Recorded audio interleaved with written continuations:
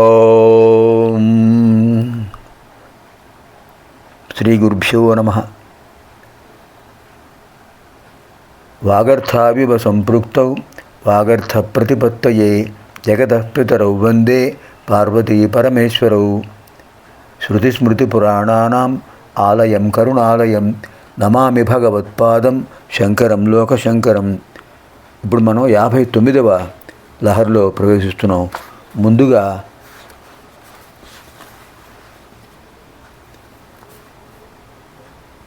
షట్పది శ్లోకాల్లో సప్తమ శ్లోకం అంటే 6 శ్లోకాల్లో శ్రీ మహావిష్ణువుని స్తుతించారు శంకర్ల వారు.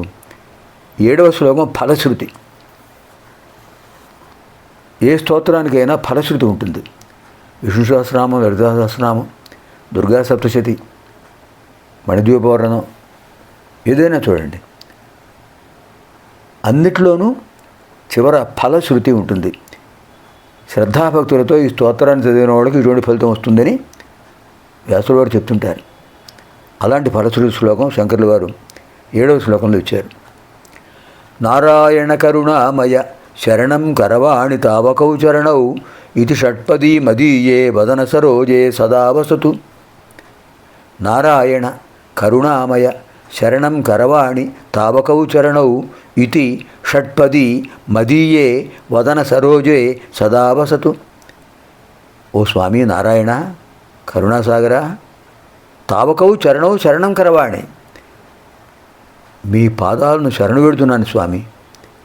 ఇతి అని షట్పదీ, ఈ అద్భుతమైన షట్పదీ స్తోత్రం మదీయే వదన సరోజే, నా ముఖపద్మంలో సదావసతు, ఎల్లప్పుడూ ఉండునుగాక. ఎప్పుడు నిన్ను స్తోత్రం చేస్తుండే అవకాశం కలిగించు స్వామి అని అర్థం. నారాయణ కరుణామయ శరణం కరవాణి తావకౌ చరణౌ ఇది షట్పదీ మదీయే వదన సరోజే సదావసతు. ఇది శ్రీమద్ శంకరాచార్య విరచితం షట్పదీ స్తోత్రం సంపూర్ణం. ఇప్పుడు మనం 59వ లహరిలో ఉన్న విశేషం తెలుసుకుందాం.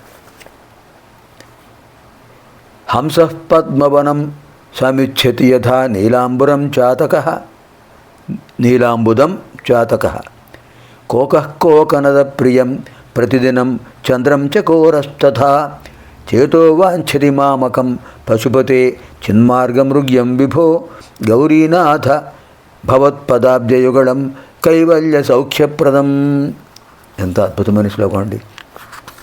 పశుపతే విభో గౌరీనాథ, ఇవన్నీ సంబోధనలే. హే పశుపతి, ప్రభో, పార్వతీపతి, పరమేశ్వర. హంసః పద్మవనం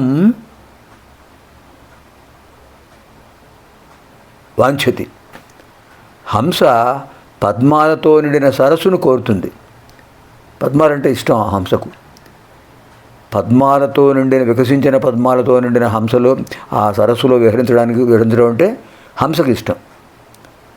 చాతకః నీలాంబుదం వాంఛతి. చాతక పక్షి నీటి బిందువులతో కూడిన వర్షాకాలపు మేఘాన్ని కోరుతుంటుంది. ఎందుకు, ఏమిటి కారణం? పద్మం ఏ విధంగా తామర పుష్పాల దగ్గర, తామర పూల దగ్గరికి పెడుతూ ఆ తామర కాడలు తింటూ సంతోషిస్తుందో, ఈ చాతక పక్షి కూడా మేఘంలోంచి వచ్చే వర్ష బిందువులను మాత్రమే ఆహారంగా తీసుకుంటుంది. అది చాతక పక్షి యొక్క గొప్పతనం.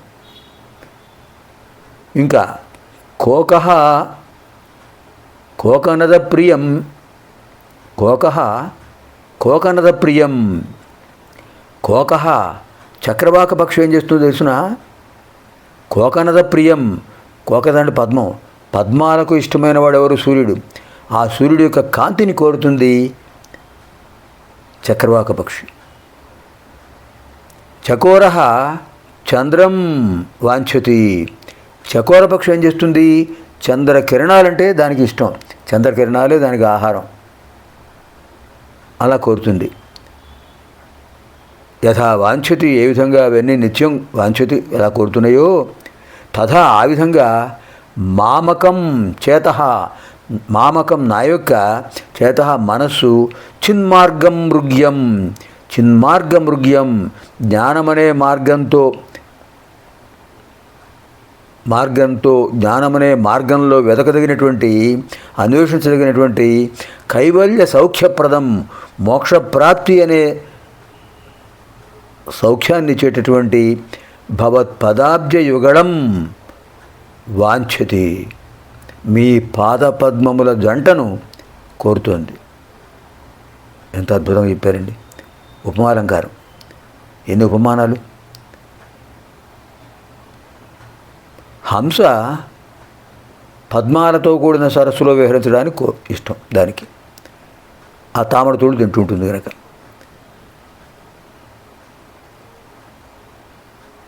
చాతక పక్షి ఏం చేస్తుంది? నల్లటి మేఘాలలో మేఘం దగ్గరికి వెళ్ళాలని కోరుతుంది. వర్షబిందువులు దానికి ఆహారం కనుక.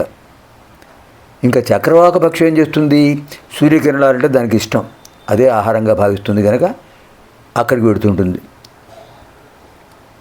సూర్యోదయం సూర్యాస్తమయం ఆ సమయంలో పక్షి ఆ కిరణాలు ఆహారంగా తీసుకుంటుంటాడు. ఇంకా చకోర పక్షి ఏం చేస్తుంది? చంద్రకిరణాలే ఆహారంగా చేసుకుంటుంటుంది, రాత్రిపూట తిరుగుతుంది వెన్నెలలో. మరి నా మనస్సు మీ పాదపద్మముల జంటను కోరుతోంది. ఎందుకు? మోక్షాన్ని అనుగ్రహిస్తారని. అద్భుతమైన భావన. హంస పద్మవనం సమిచ్ఛతి యథా నీలాంబుదం చాతక కోకః కోకనద ప్రియం ప్రతిదినం చంద్రం చకోరస్తథా చేతో వాంఛతి మామకం పశుపతే చిన్మార్గమృగ్యం విభో గౌరీనాథ భవత్పదాబ్జయుగళం కైవల్య సౌఖ్యప్రదం. పునర్మిలామः ఆగామిని కార్యక్రమే.